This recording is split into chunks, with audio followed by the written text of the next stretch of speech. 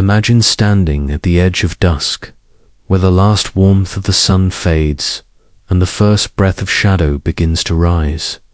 The air changes, not darker, but deeper.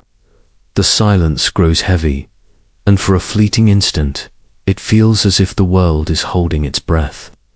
What you are feeling is not the absence of light. It is the presence of night, vast, alive, and ancient beyond comprehension. Long before the Titans, before the earth took shape, before Zeus raised his thunderbolt to the sky, there was only this, Nyx, to the Greeks. Nyx was not a goddess who ruled the night like a queen presiding over her domain. She was the night itself, the living substance of darkness. In the beginning, there was chaos, the yawning void. Gaia, the body of the earth, Tartarus, the pit below, and Eros, the spark of desire. But even among these primal forces, Nyx stood apart. She was not matter, nor form, not light, nor fire. She was the veil that wrapped them all, the first exhale of existence, when the universe was still unspoken. Hesiod, in Theogony, places her among the firstborn of creation. From her, he says, came sleep and death, the twin children who walk softly through the world. But those words barely capture her essence. Nyx is not a being one can paint or sculpt. She cannot be confined by marble or myth. She is the moment between heartbeats, the hush that follows sound, the eternal pause that precedes every beginning. If you've ever lain under a midnight sky, watching stars flicker like sparks over an endless sea of black, and felt both comforted and terrified, then you've touched the edge of what the Greeks felt toward her. They did not see night as a void to be feared, but as a mirror reflecting the truths hidden from daylight. To them, Nyx was the mother of rest, of dreams, of death, all the forces that remind mortals of their limits. Even Zeus, the Lord of Thunder, did not challenge her, not because she was stronger in battle, but because her power was inevitable. Lightning strikes and fades, storms rise and fall, but every day must still end in darkness. Nyx needed no armies, no weapons. Her dominion was certainty. Her silence was obedience. Her presence unavoidable. In ancient imagination, Nyx did not walk as mortals do. She glided. Her body was the horizon itself, her hair woven with constellations, her steps a tide of shadow rolling across creation. When she passed, fires dimmed, and even the gods fell silent. They said her cloak was embroidered with the stars, not as decoration, but as the marks of souls who had drifted into her embrace. Her face was hidden behind a veil, because to look directly upon night was to look into the unknowable. Before the first dawn ever broke, Nyx rode her chariot across the heavens, drawn by horses darker than moonless skies. The world did not yet know what light was. Only her shadow moved. Where she travelled, silence followed like a hymn. She never hurried, never hesitated. Every motion of Nyx was measured like breath, the rhythm by which the cosmos learned to move. But Nyx was more than a vision above. She lived in every human experience of darkness. When we close our eyes, when we rest, when noise dissolves into quiet, that is when she draws near. To the Greeks, her nature was paradoxical. The same night that shields us also hides danger. It is the blanket that comforts and the abyss that unsettles. That contradiction was her truth. Nyx was both the giver of peace and the mother of fear. If Gaia represented life's nurturing soil, Nyx embodied the limit, the soft reminder that everything born of day must return to night. And yet, in her darkness, there was no cruelty. She did not destroy. She completed. Her power was not to end, but to balance. That is why the Greeks never built her great temples. She did not need worshippers. Her sanctuary was the world itself. Every sunset was her procession, every star her candle. Poets could never capture her fully.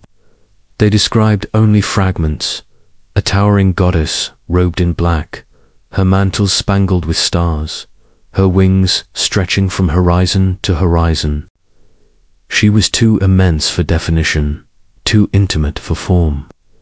She was the quiet between two thoughts, the unspoken law that even the gods obeyed. And like all things eternal, she did not remain alone. Beneath her veil dwelt Erebus, her brother and counterpart, not chaos, but the substance of darkness itself, the shadow that filled the hollows of creation. When Nyx and Erebus met, it was not passion that bound them, but harmony. From that balance were born two radiant children, Ether, the bright upper air of the heavens, and Hemra, the personification of day. So from night and darkness, light was born. The Greeks saw this as the secret rhythm of the universe, that brightness itself emerges from shadow. Hemra and Nyx never met. When one arrived, the other withdrew. They passed each other at the threshold of dawn and dusk, exchanging the world in an endless dance. Neither conquered the other. Both were essential halves of existence. Every sunrise, Nyx retreats, but she never vanishes.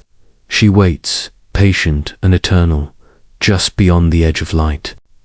And when evening falls, when even the gods grow quiet and mortals look up at the stars, she returns, the same as she always has been, the same as she will always be. She does not ask to be worshipped. She does not need to be seen. To live beneath the sky is already to live beneath her. And when the last voice fades and the final light dies, all that remains is Nyx, the first and the last breath of the cosmos. Night has always been misunderstood. We think of it as the other half of the day, a pause between two bursts of light, an intermission in the theatre of the world. But to the Greeks, that pause was the origin of everything. When light had not yet been spoken into being, when the universe was still a thought, it was Nyx who filled the silence. She was not a goddess who governed the night. She was the night, a pulse, a breath, an awareness woven into the fabric of creation.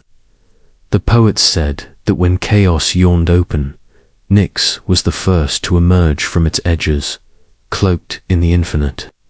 She stretched across existence, shaping nothing yet defining everything. There was no color, no form, no sound, only her. She did not reign as a queen does, nor create as a craftsman might. She simply existed, and in that existence lay the seed of all that would come. While Gaia represented the earth, solid, fertile, and seen, Nyx was the unseen. She was the unseen curve of a shadow, the softness between breaths, the quiet that settles after the final note of a song. She was the unseen balance that made life's contrasts possible. The Greeks did not imagine her body in detail, for to define her would be to limit her. Instead, they spoke of presence, that sense when one stands in the darkness and knows, somehow, that they are being watched by something immeasurably vast yet utterly calm. In temples to other gods, torches burned and hymns rose into the air. But Nyx required no flame. Her rituals happened everywhere and nowhere in every dusk. Every closing eye, every flicker of candlelight extinguished before sleep. To invoke her was as simple as standing beneath the sky and letting the stars pierce your heart. They said her chariot moved soundlessly, drawn by shadowy steeds across the heavens, sweeping westward as her daughter Hemra, the day, retreated east. Where she passed, light folded itself away. Fires dimmed, conversations softened, and even the waves seemed to hush. The arrival of Nyx was not an event to be witnessed, but a feeling to be surrendered to. And yet, her power was not gentle alone, for the same darkness that cradles also conceals. Within her embrace dwell both dream and terror. Travelers feared her roads, farmers sought her coolness, lovers hid within her veil. Thieves, too, found their courage beneath it. She did not discriminate, her shadow covered all. Nyx's dominion was not moral, it was elemental. She was both the calm and the unknown, the shelter and the threat. To the Greeks, that duality was sacred. They believed that to understand Nyx was to understand life's rhythm, that every joy carried its sorrow, every rest its risk. Night was not the enemy of day, but its counterpart, its completion. Without night, the day would burn endlessly and destroy itself. Without darkness, light would lose its meaning. And so, in the stories, Nyx and Erebus were not lovers in the human sense, but mirrors of balance. From their union came ether, the bright, pure air that filled the realms of the gods, and Hemra, the radiant day. It was an act of cosmic symmetry. From the union of two shadows came illumination itself. When the Greeks looked upward, they saw not a war between night and day, but an eternal exchange, a handoff between mother and daughter that ensured the world would never stay in one state too long.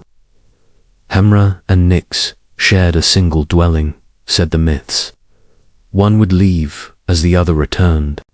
They never crossed paths, never spoke, yet their movements sustained existence. When Hemera opened the doors of morning, Nyx descended into the west. When Hemera's light faded, Nyx emerged once more, restoring silence to a restless world. This rhythm was not conflict, it was harmony. And harmony, to the Greeks, was divine. It was the signature of wisdom written into creation. Through Nyx, they understood that darkness was not something to conquer but to live with, to respect. Every god that ruled light, Helios, Apollo, even Zeus, borrowed their brilliance, only temporarily. They could illuminate the world, but they could not erase her. Perhaps that is why Nyx needed no temples, no altars. Why build a house for something that already surrounds you? The night sky itself was her cathedral. The stars, her silent congregation. The faithful did not gather before her. They simply existed within her.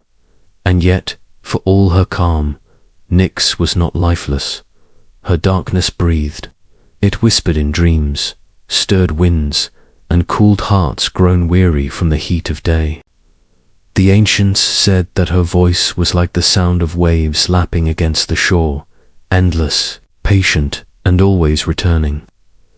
When mortals closed their eyes, she sang them into sleep. When the dying exhaled their last breath, she took them softly by the hand. Nyx's power lay in this inevitability. She never fought, never demanded. Her authority came from the fact that nothing, not gods, not mortals, not light itself, could escape her. And that inevitability was both terrifying and beautiful.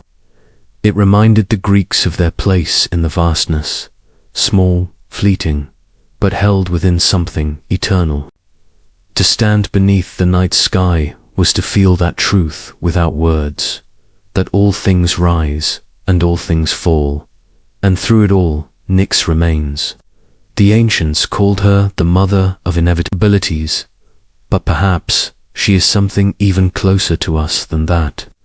Perhaps she is the quiet within us, the dark space in which our own thoughts echo. Every evening when the sun disappears, it is easy to believe the world ends for a while.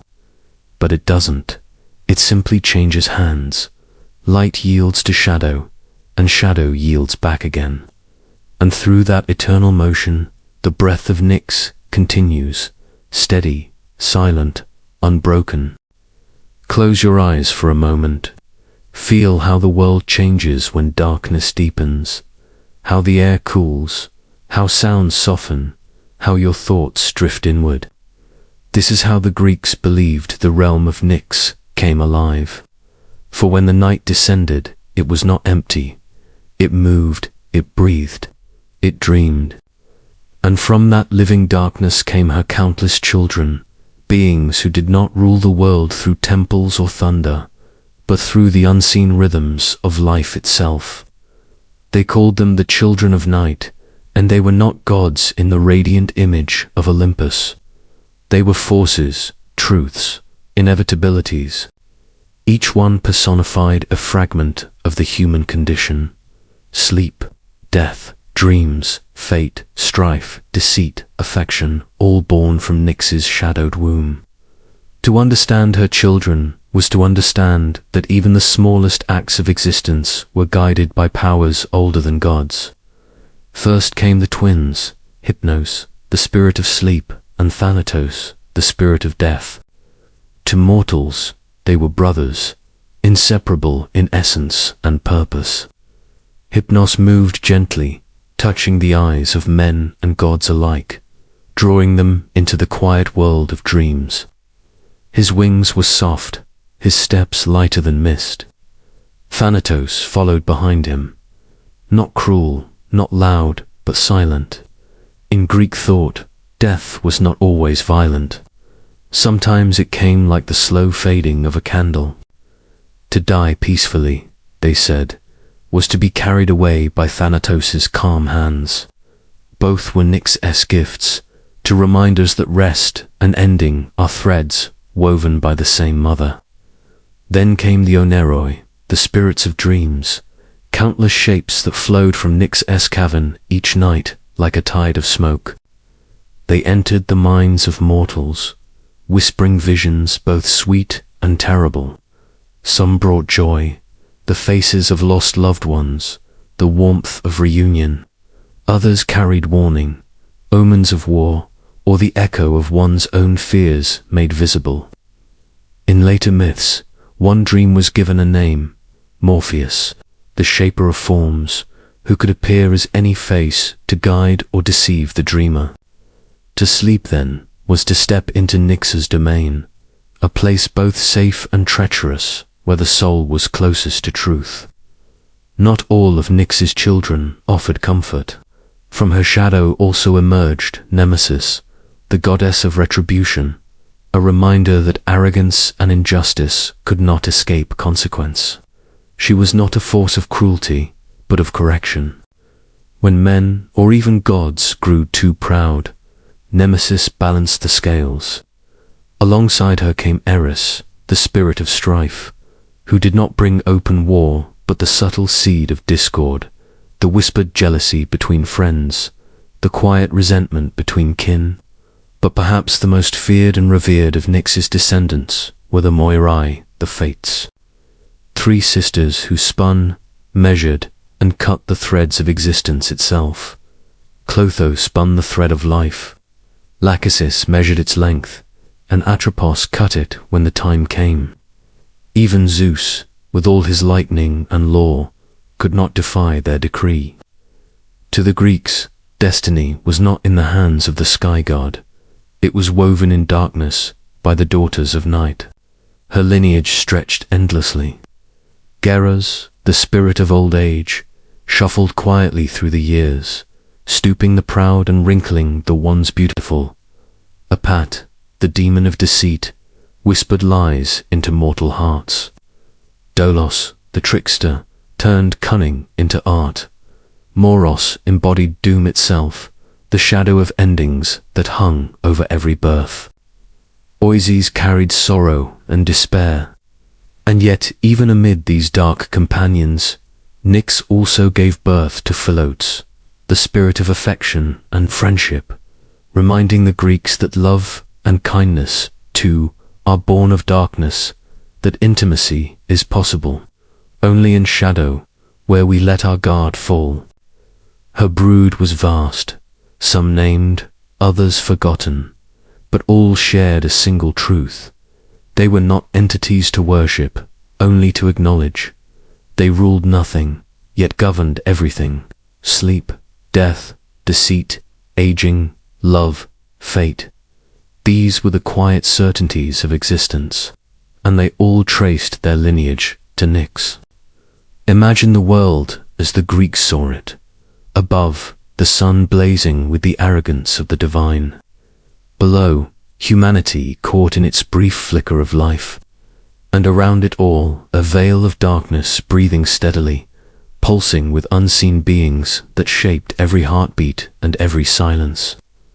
To them, the children of night were not horrors. They were reminders that the unseen was not always the enemy, that the hidden governed the visible. Even Homer and Hesiod, centuries apart, spoke of Nyx with the same reverence. Hesiod wrote her genealogy like a sacred record, while Homer wove her presence into the Iliad, where even Zeus feared to provoke her. Through these stories, the Greeks expressed something profound, that the world's order did not begin with the loudest gods, but with the quiet ones. The powers that matter most are not those that strike or shout, but those that move invisibly, sleep, time, death, memory. So when the ancients lay under the stars and whispered their prayers, they did not ask Nyx for favor. They simply accepted her, as one accepts the coming of night itself. In her darkness, they saw both the end and the beginning. For every day ends in her embrace, and every dream, whether of joy or fear, flows from her heart. And as you sit in your own night now, surrounded by stillness, you too are touched by them. The children of night, they walk beside you, unseen but always near. They are the rhythm behind your heartbeat, the hush between your breaths, the pull of sleep that closes your eyes. They are not to be feared, only remembered. Because when morning comes, they do not vanish. They simply withdraw, waiting patient until their mother calls again. There is a story, buried deep in the verses of the Iliad, that reveals the only moment when Zeus, the king of gods, wielder of thunder, ruler of heaven, hesitated. It did not happen on the battlefield, nor before another Titan, nor in the storm he himself had summoned. It happened in the stillness of night, in the shadow of the one being he dared not confront, Nyx. The tale begins, as many Greek tales do, with Hera, the queen of Olympus, clever and unyielding. The Trojan War raged below, and Hera longed to tilt the scales in favor of her beloved Greeks.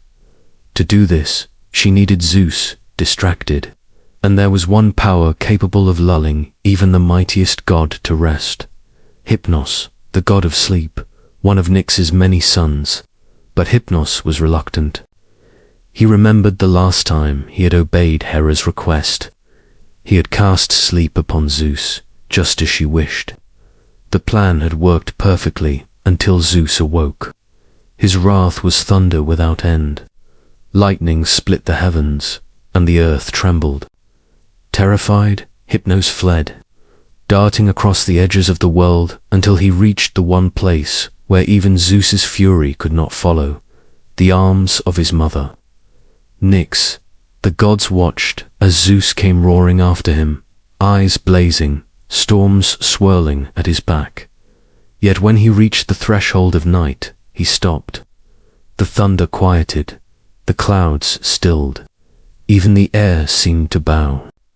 Homer writes that Zeus respected and feared Nyx too much to risk her anger. That single line carries the weight of a cosmos. Even the god of gods knew there were powers beyond his dominion. Nyx did not need to appear. Her presence alone was enough. The awareness that darkness itself stood before him, infinite and patient. To provoke her was to provoke inevitability. For what is a storm compared to the night that swallows it? What is a flash of lightning when the very world it strikes belongs to her? And so Zeus, the conqueror of Cronus, the slayer of giants, simply turned back. It was not defeat. It was recognition.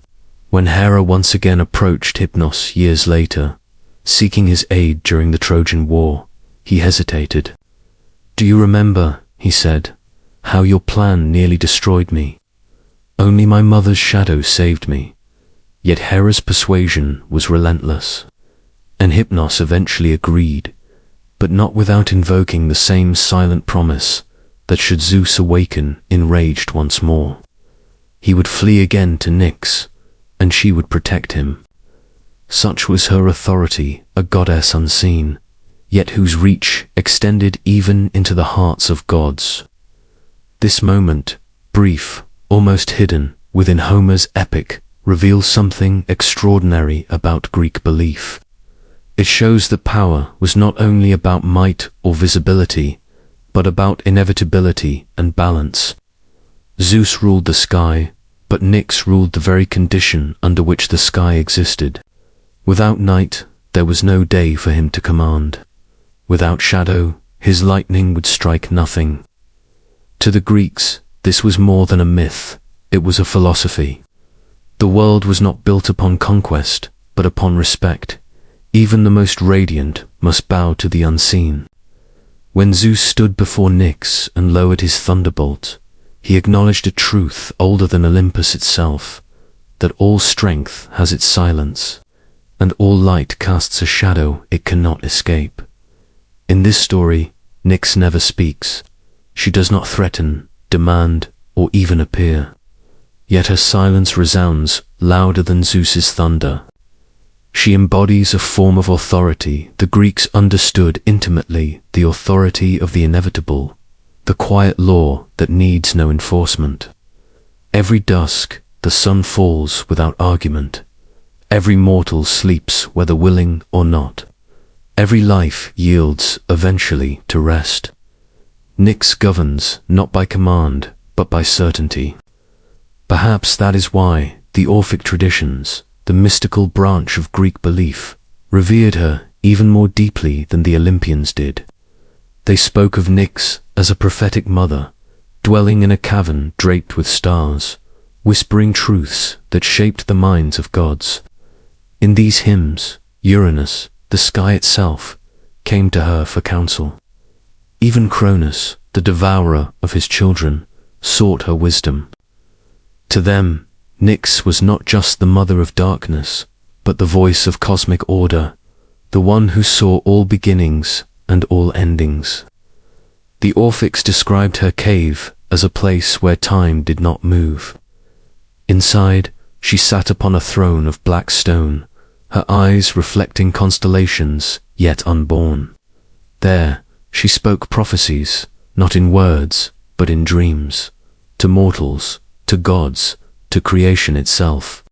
And when she finished, her words became the threads the fates would later weave.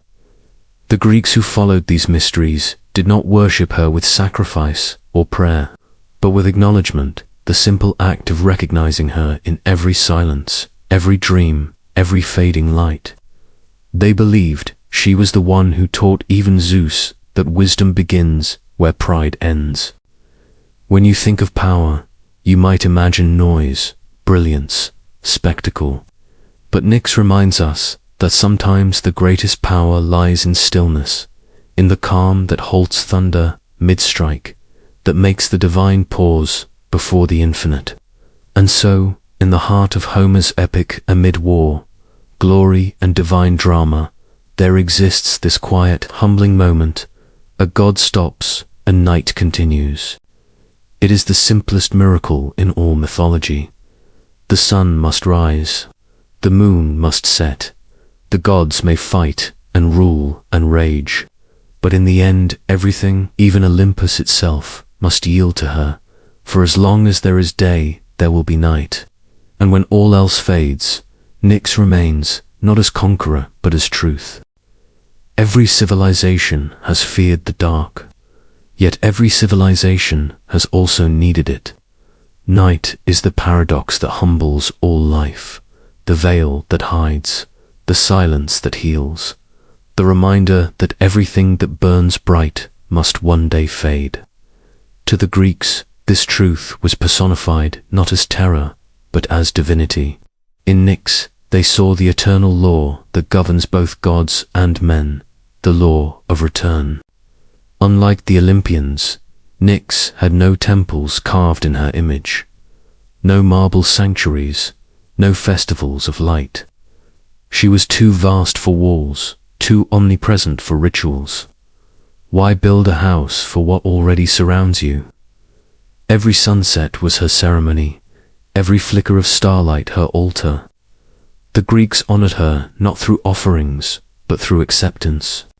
When they whispered quiet prayers into the dark, to ward off nightmares, to guide the dead, to thank the stars for their beauty, they were speaking to her, whether they knew it or not. In the Orphic hymns, she is called All-Mother, all-seeing, the keeper of both birth and decay. These hymns describe her as dwelling within a black, starry cave, where she whispers truths of the cosmos even to the gods. It is said that Uranus and Cronus sought her counsel, that she held the key to creation and destruction alike. From her came light and law, dream and destiny, and from her silence, prophecy. The Orphics saw Nyx as the origin not only of night, but of knowledge. She was the mirror into which even the divine must look. To gaze upon her was not to see darkness, but to see one's limits reflected back. The Romans later called her Nox, keeping her draped in the same constellation cloak, still faceless, still eternal. Centuries passed and her image continued to shift, a shadow goddess, a mother of stars, a phantom queen. Yet through every retelling, her essence endured. She was inevitability. As the world changed, new faiths rose and fell, and darkness itself became misunderstood. Later, cultures began to cast shadow as evil, to equate night with danger. They forgot that in the Greek mind, darkness was balance, not corruption. Nyx was not malice. She was truth. The night she embodied was neither good nor bad, it simply was. It comforted the weary and frightened the bold. It gave sleep to the living and passage to the dead. In time, artists and poets rediscovered her. The romantics of the 19th century painted her as the mother of mystery. Modern writers reimagined her as the cosmic feminine, the space that holds creation within it. Scientists, gazing into the abyss of the universe, unknowingly echoed her myth that darkness is not emptiness, but the very fabric from which light is born. Every galaxy glows because it floats upon her body. Every star that dies falls back into her arms. If you look at the night sky long enough, you begin to see why the Greeks gave it a name. There is something almost human about the way the stars pulse, like a heartbeat under the skin of infinity. It's not silence you hear, but breathing. And in that rhythm lies Nyx. She has outlasted every god, every empire, every myth. Zeus is remembered in marble. Nyx is remembered in the turning of the earth itself. She is the rhythm of dusk and dawn, the closing of eyes, the soft weight of sleep, the long shadow of mortality. She is not a story of conquest or defeat, but of continuity, the eternal reminder that light and darkness are not enemies, but kin. And perhaps that is her final gift to us. Perspective. Nyx teaches that the things we fear most, silence, loss, the unknown, are not punishments, but teachers. They show us our boundaries, then remind us that even within them, beauty exists. For what is starlight without darkness? What is courage without the night to test it? Every evening, when the horizon burns red and the sun slips below, the world performs its oldest act of faith. It lets go. It surrenders itself to the night. And in that surrender, something profound happens. The noise fades, the struggle pauses, and the universe breathes again. If you listen closely at that hour, you may feel her near. The air cools, the wind stills, and a hush falls over everything. It is the same hush that once made even Zeus lower his eyes. It is the voice of Nyx, not spoken but felt, a reminder that she has never left and never will. Because the night is not a void, it is a return. Every dream, every heartbeat, every death, and every dawn is part of her endless cycle. She is there in the whisper of the sea at midnight, in the flicker of a candle before it dies, in the comfort of sleep and the inevitability of endings. And when the last light fades, when even the gods have forgotten their names, the world will once again rest beneath her cloak of stars. For she was here before thunder, before earth, before time, and she will be here long after. The eternal night, quiet, inevitable, infinite, waiting with open arms.